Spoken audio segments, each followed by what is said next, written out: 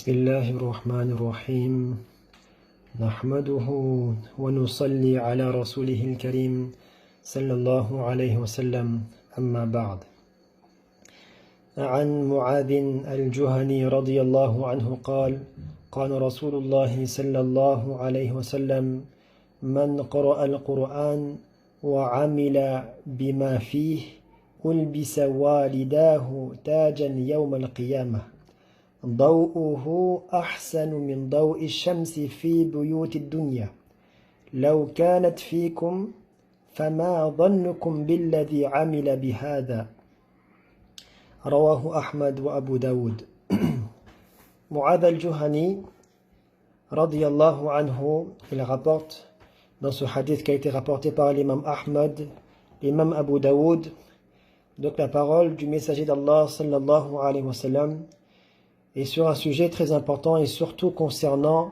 le mois de Ramadan, qui est donc les vertus du Coran, les vertus d'apprendre par cœur, d'apprendre ce Coran, de pratiquer sur ce Coran, et ensuite également de transmettre ce Coran. Donc Rasulullah sallallahu alayhi wa sallam, le messager d'Allah sallallahu alayhi wa sallam a dit Man qara al-Qur'an, celui qui lit le Coran. Donc la première chose, Nabi sallallahu alayhi wa sallam nous dit celui qui récite le Coran.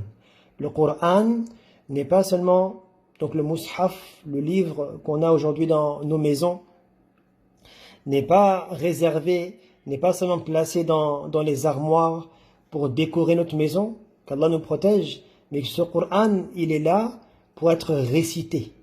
Il n'est pas placé dans la maison pour baraka, ou dans les masajid, en tant que baraka, en tant que bénédiction. Je peux le laisser à la maison, mais si je ne récite pas le Coran, je ne pratique pas sur ce Coran, comment je peux espérer qu'il y a une baraka dans ma maison? Le Coran n'est pas pour décorer, le Coran est pour réciter. وَعَمِلَ بِمَا فِيهِ. Donc après avoir récité le Coran, il pratique sur ce Coran. Regardez la récompense. أُلْبِسَ وَالِدَاهُ تَاجًا يَوْمَ الْقِيَامَةِ. Donc, ses parents porteront, donc on fera porter à ses parents le jour de la résurrection une couronne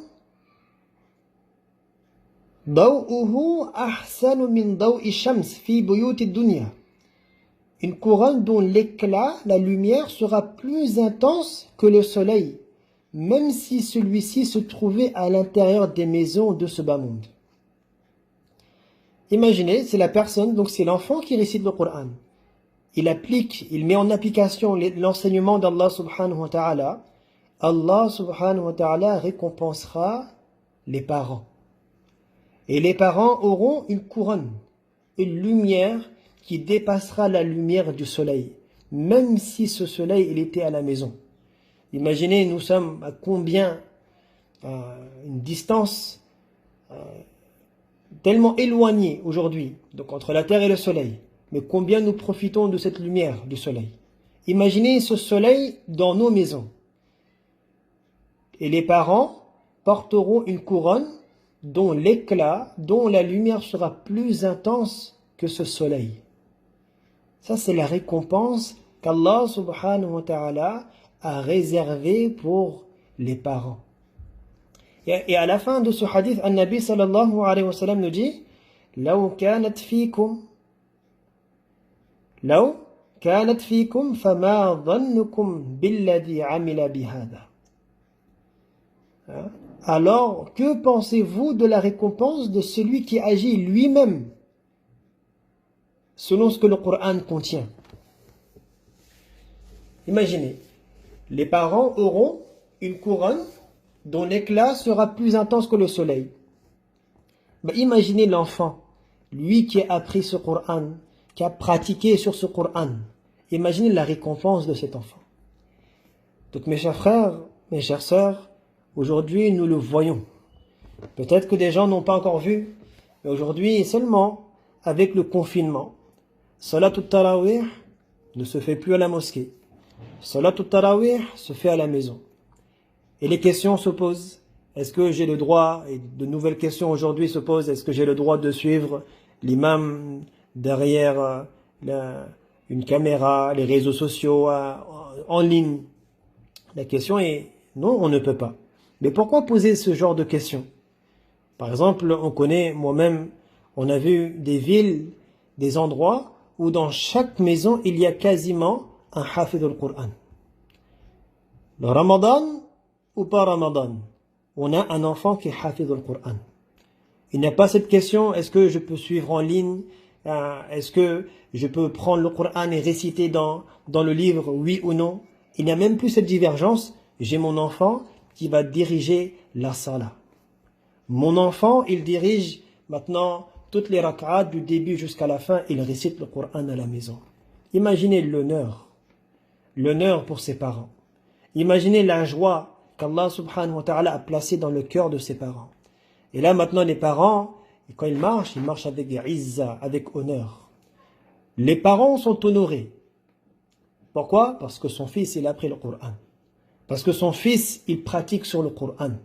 La famille est honorée et respectée, juste parce que l'enfant, il a appris le Qur'an.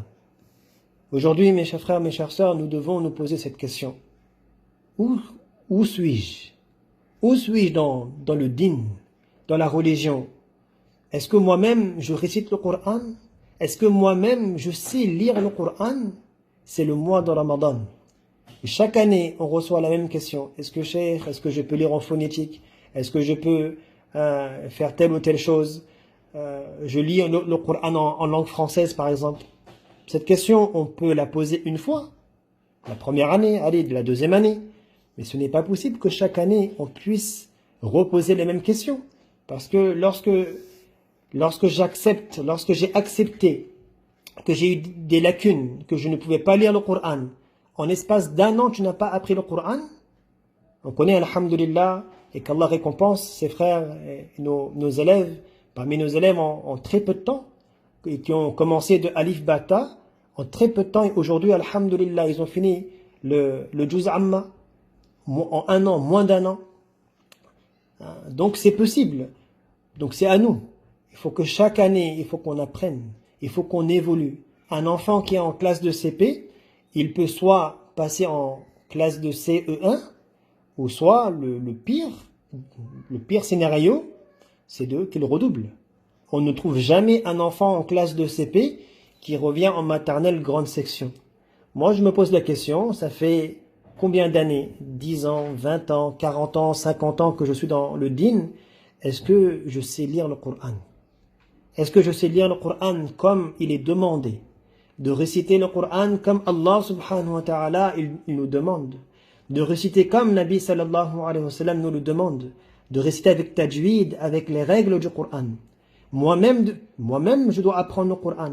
Ce n'est pas une excuse en disant oui, mais moi j'ai des problèmes d'accent. Il n'y a pas de problème, Allah il connaît. Et celui qui fait l'effort, celui qui fait l'effort, Allah le facilite. Allah lui ouvre le chemin. Combien de convertis aujourd'hui ils sont hafid au Qur'an qui n'ont même pas de lien avec la langue arabe. Aujourd'hui, Allah subhanahu wa ta'ala les a fait de hafid au Qur'an. Ils sont devenus alim, ils sont devenus mufti, des grands savants. Tout dépend de notre détermination. C'est le mois de Ramadan. Le mois de Ramadan égale le mois du Qur'an. Je suis, du matin jusqu'au soir, je suis engagé dans le Qur'an. Je ne suis pas sur mon portable, réseaux sociaux, WhatsApp, Facebook. Je passe plus de temps dessus que sur le Qur'an, même durant le mois de Ramadan. Qu'Allah nous protège, qu'Allah me protège moi en premier, qu'Allah nous donne cet amour, cette proximité pour le Qur'an. Donc ça c'est la première chose. Et la deuxième chose, c'est l'éducation de nos enfants. Combien mon enfant, combien mon fils, ma fille, combien ils connaissent la lecture du Qur'an. Savent-ils lire le Qur'an? Ils savent lire le français, masha'Allah. Ils connaissent même des poésies, les enfants. Ils vont par cœur. Ça oui, masha'Allah. Ils vont lire leurs bandes dessinées, les mangas. Ils vont, masha'Allah, ils vont passer leur temps. Et le Qur'an, oui. Est-ce qu'ils savent lire n'importe quel passage? Partez en Angleterre, partez à l'île de la Réunion, en Afrique du Sud, dans ces pays. C'est même pas des pays musulman, vous prenez n'importe quel enfant, vous ouvrez n'importe quelle page du Coran, il vous récite, vous aurez l'impression que ce sont des hufaz al Coran. Pourquoi? Parce que c'est l'éducation. L'importance, il y a madrasa, les enfants, ils sont à la madrasa. Tous les jours, ils vont à la madrasa. Aujourd'hui, nous en France, c'est un peu spécial. Le minimum, quand je dis le pire scénario, c'est que l'enfant, il va dans une madrasa une fois par semaine. Ça, c'est le pire. Et le meilleur scénario, c'est que l'enfant, il va tous les jours à la madrasa. Il récite devant son oustad, devant son professeur. Il apprend. Et comment dans chaque famille sortira un hafiz al-Qur'an. Et que même si tous les enfants, avec l'intention, comment tous mes enfants, ils vont devenir hafiz al-Qur'an, c'est faisable. Dans d'autres pays, 18 ans, l'enfant, il est hafiz al-Qur'an, il est aussi bachelier. En France, l'enfant, alhamdoulilah, s'il a son bac, Qur'an, on met de côté. Je ne sais même pas s'il sait c'est quoi un Qur'an, s'il connaît même les lettres. Parfois, on pose la question, est-ce que votre enfant, il sait lire le Qur'an?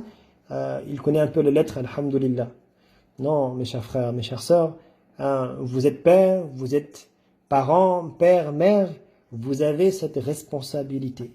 Allah subhanahu wa ta'ala vous questionnera le jour de Qiyamah. Quelle éducation avez-vous donnée? Aujourd'hui, regardez, si j'ai un fils qui est ingénieur, c'est bien, alhamdulillah, qui est docteur et qui est à la maison, il peut diriger maintenant Tarawih? Il peut diriger la Salah?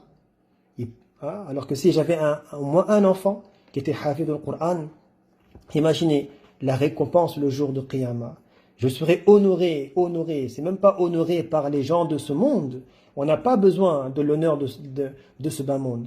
Ce que je veux, c'est que demain, lorsque je vais me présenter devant Allah subhanahu wa ta'ala, mon maître, mon bienfaiteur, mon Rabb, mon Muhsin, celui qui m'a tout donné, et ce jour-là, lui, il va m'honorer.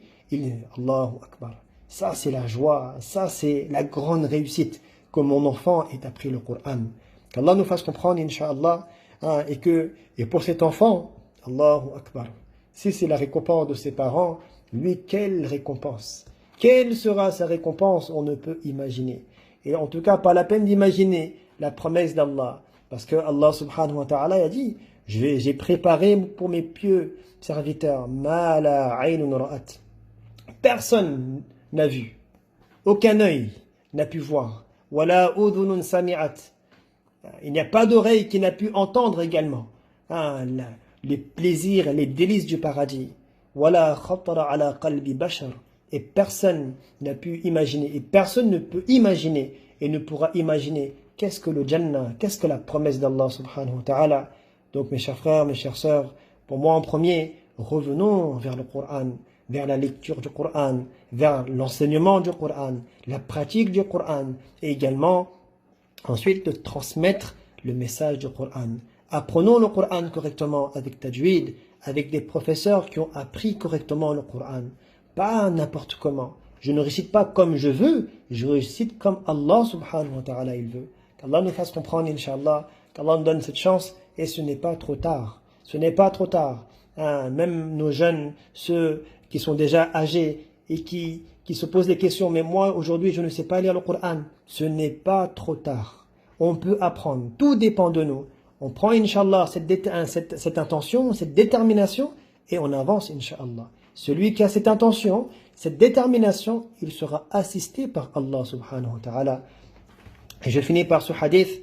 An-Nabi sallallahu alayhi wa sallam a dit, écoutez bien, kullukum ra'in wa kullukum mas'ulun 'an ra'iyati, que chacun d'entre vous est un berger, est un gardien, et chacun de vous sera questionné à propos de ceux qui étaient sous sa responsabilité. Donc, nos enfants, nos épouses, nos familles, nous serons questionnés demain devant Allah subhanahu wa ta'ala. Et qu'Allah subhanahu wa ta'ala ait pitié de nous, qu'on quitte ce monde dans un état où Allah subhanahu wa ta'ala soit content de nous, insha'Allah ta'ala. Qu'Allah nous fasse comprendre, qu'Allah nous donne cette proximité, cet amour pour le Coran. Wa akhiru da'wana alhamdulillahi rabbil alamin.